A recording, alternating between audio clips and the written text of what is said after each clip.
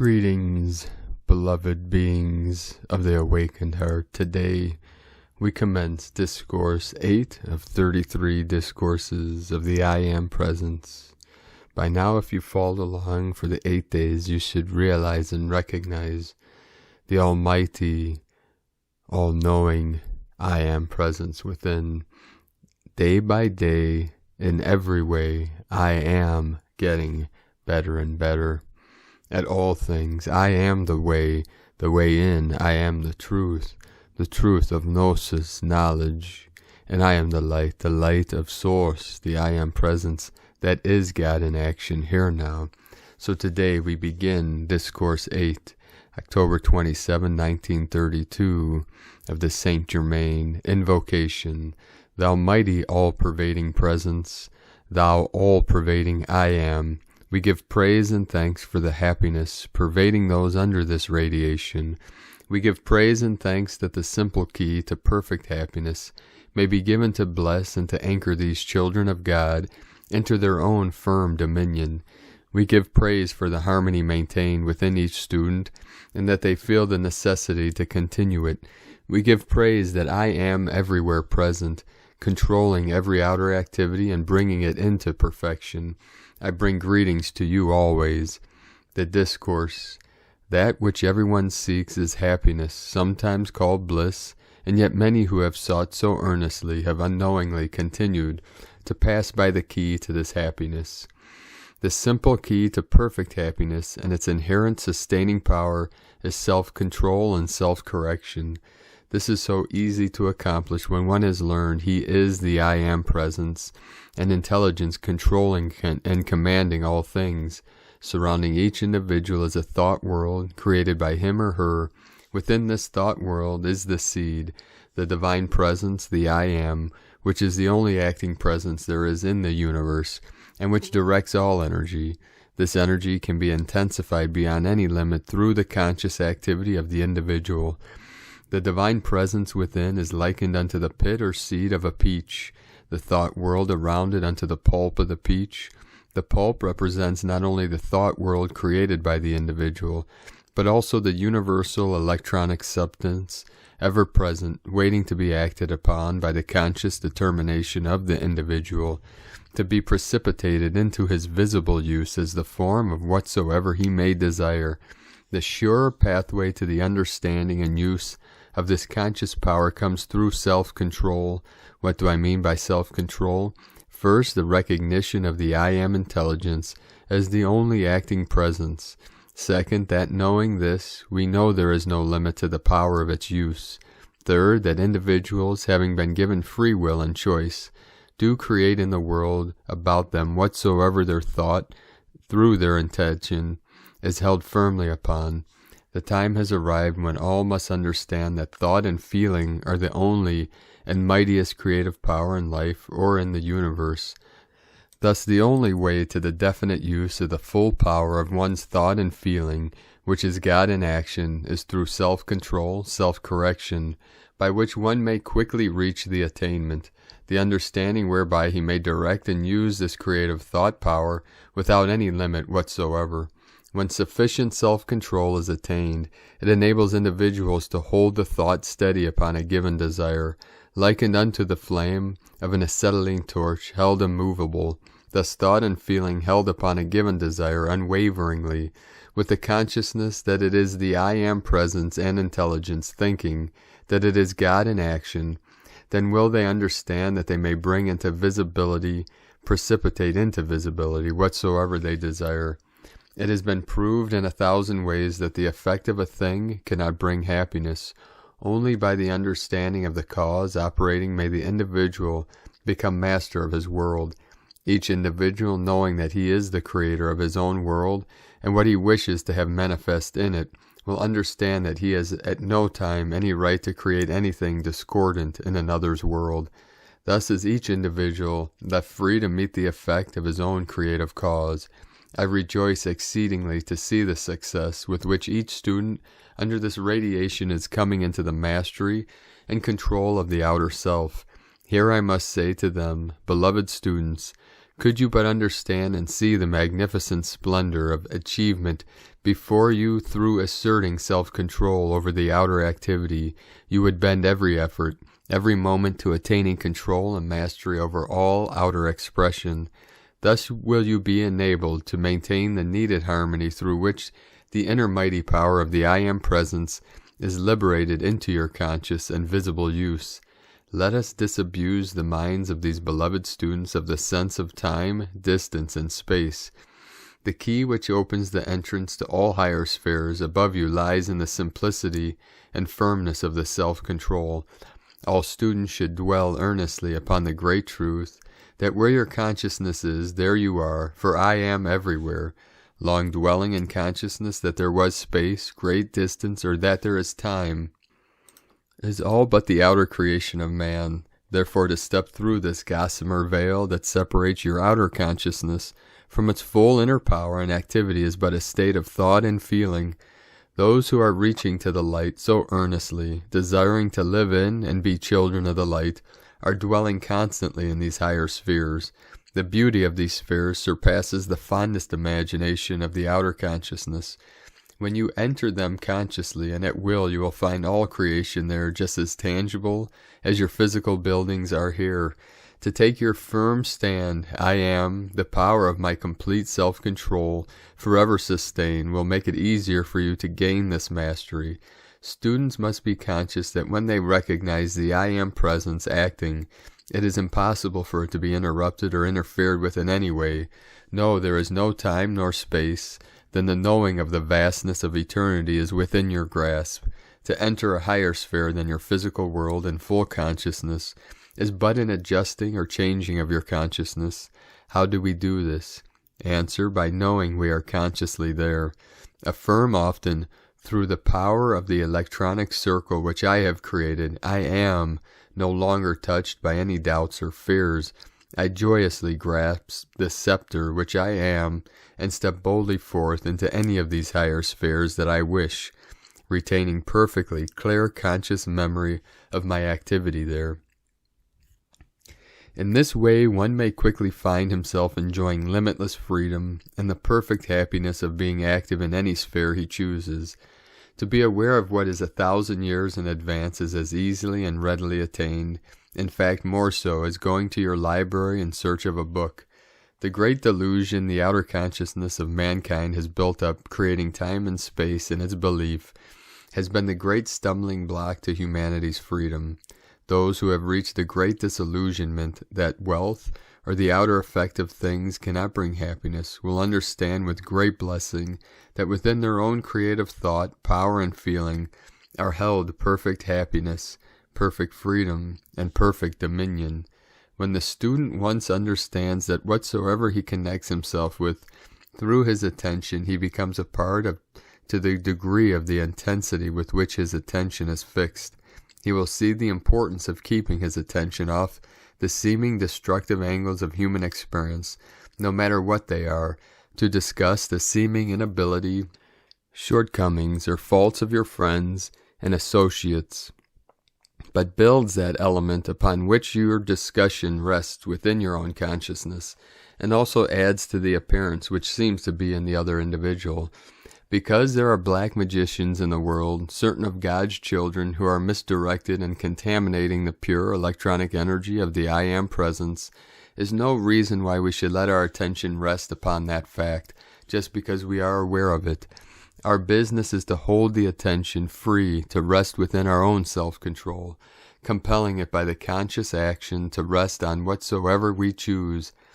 Few understand that when their attention is called to some destructive thing, how much and how often they allow the attention to go back to it, or if another has displeased them in some way, how much and how often the attention returns to that incident, when they have the full power to control their attention and make it obey their command. Few, even among earnest students, yet understand what a mighty power their faculty of attention becomes under their controlled use. I wish so much to express upon the students how foolish it is to be affected, displeased, or disturbed by the imaginary activities of the ignorance of the outer self. When they once know, I am, the only all-powerful acting presence in my mind, my body, and my world, they cannot possibly be affected or disturbed by any of their associations in the outer world. They must know that they are entirely immune from hurt or disturbance of the outer mind of other individuals, no matter what they try to do. With this understanding, or by giving willing attention to this great truth, they will soon find a peace, happiness, and self-control operating about them to such an extent that no outer condition, disgruntled comment, or disturbance of their associates could in any way disturb them, their world, or their affairs. As soon as the individual becomes aware that he really has control of his own creative thought, power, and feeling, then he knows positively that he can precipitate it into his visible use, or bring it into his use from the outer where it is already created. Anything whatsoever upon which he holds his creative thought and feeling firmly, the moment that he is truly aware of this, he will know he is forever free from the need of the wealth of the outer world, or anything that the outer world can give. Thus he has entered into the mastery and dominion of his own world, the only world that is ever existent to him, and which is his God-given birthright. I assure you there is no such thing as a supernatural world. As we step from this sphere of activity into another higher, that one becomes just as real as this is. It is simply a different state of consciousness we have entered into. To the joy, glorification, and blessing of the mothers, sisters, wives, and daughters, I will say that within 100 years, there will be hundreds who will be able to use the cosmic rays to cleanse their homes and keep them so, to weave their seamless garments when they will have no desire to follow the freakish styles created by some commercialized idea. I find so many of the students wondering how it is that ascended beings or masters with all their creative power often choose to live in humble quarters. I assure you the explanation is very easy. The far greater part of their life and activity is spent in the higher spheres in which they are directing mighty rays of light to the blessing of humanity, from homes and temples of light and wisdom so beautiful, so transcendent as almost to stagger the imagination of the outer consciousness. Those homes and temples are eternal, ever becoming more and more beautiful, so they only spend a few hours in the visible world, which causes them to lower the density of their transcendent forms, that they may become visible to those yet occupying the physical body. If the students will understand this, it will save them much questioning and confusion in the outer expression, which time they can use in the activity of the mighty I Am presence. This will bring them into that transcendent state and consume the longing for the wealth of the outer world, which is but rubbish in comparison to the transcendent creative power inherent in every individual. They can bring this transcendent power into their use through their own self-control and mastery. I say to you, beloved students, children of the one God, is it not worth your sincerest effort, when you know you cannot fail? Take your scepter of the mighty creative power, and be forever free from all past, binding limitations which have beset mankind through the ages. I assure you that everyone who enters in to attain this scepter and mastery will be given every needed assistance, if each one will try with all his ability. The one having the understanding of his creative ability must know that he can create whatsoever he will, in whatever rate of vibration he desires to hold it, whether it be light or any other condensation he may choose to maintain it. You know you have the ability to change your thought from Chicago to New York in the same instant, and you know you can change your thought from a condition of light to one of very dense condensation, such as iron. Then one cannot help but see that this which he does every moment, consciously and at will, he can bring into a more powerful use, by consciously fixing the attention and holding it upon what he desires. The attention is the channel by which God's mighty energy, through thought and feeling, flows to its directed accomplishment. Because one has not yet precipitated something from the invisible, there is that lurking doubt until some simple manifestation has occurred. Then his courage and confidence leap into dominion, and in the future he has no trouble in precipitating whatsoever he desires. The precipitation of gold or jewels from the invisible to the visible is as simple as breathing. When once that foolish questioning doubt accumulated by the outer is consumed or pushed aside, Mankind through the centuries has built up these walls of limitation. Now they must be broken up, shattered, and consumed in any way that we can do it. At first it does take determination to do it, but when you know it is the I Am power acting, you know it cannot fail. The outer only has to hold the attention fixed on the object to be made visible. Dwell on this, and all of a sudden you will find yourself into the activity, and you will be amazed that you dwelt so long without using it. The length of the ray from a precipitated substance or condensation of light is controlled by the consciousness of the wearer. If the wearer's consciousness is raised very high, the scintillation is very great. The jewel of light is yet in its transcendent state of perfection. The jewel in a condensed substance such as a diamond, emerald, or ruby naturally will take on the condition of its wearer. If the rate of thought vibration in the person wearing it to be low, the jewel will become lusterless, while if the thought be transcendent, it will become very luminous. When one has become a sincere student reaching to the light, he must qualify everything in his environment with the quality of the I Am presence. No matter what the appearance seems to be, you see there cannot be a quality or an appearance in your world except what you give to it. If fear causes you to believe in a disturbing presence, you are responsible for it. Because if there were to be a disturbing presence and you qualified it by the I Am presence, you see how impossible it would be for it to disturb you. There is only one energy acting, and the moment you acknowledge the I Am presence, you have requalified that activity with perfection. Expectation is very powerful qualifying consciousness to maintain. Intense expectation is a splendid thing. It manifests always. The individual through the centuries has created a veil through which he has shut out these transcendent spheres. If he has created it, which he has, then common sense and reason will tell one that he can uncreate it. A powerful radiation has gone forth to yourselves and students with a powerful conviction that will be sustained until they have this work which is given today, to convey the simplicity, the ease, and certainty with which the idea, through creative thought and feeling, can be brought into visibility, is a thing the student should dwell upon. This will dissolve that feeling of can I, and in its place put I can and I know. If the students will keep themselves harmonious from time to time, they will have flashes that will give them all needed confidence. Add to all commands on going out of the body that you retain the conscious memory of whatever you experience. Stick right to a thing from the start and know that whatever knowledge you need will be forthcoming instantly. When you allow the attention to become fixed upon a thing, you that moment give it power to act in your world.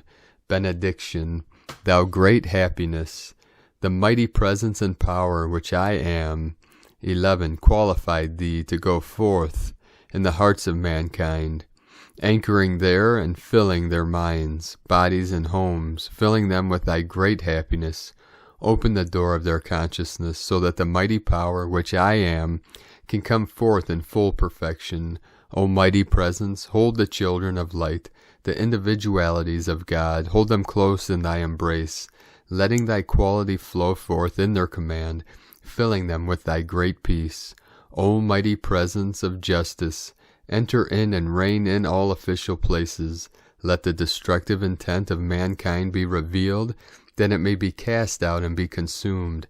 Let the fullness and power of thy radiant light enfold all, and thy glorious transcendent light fill all places.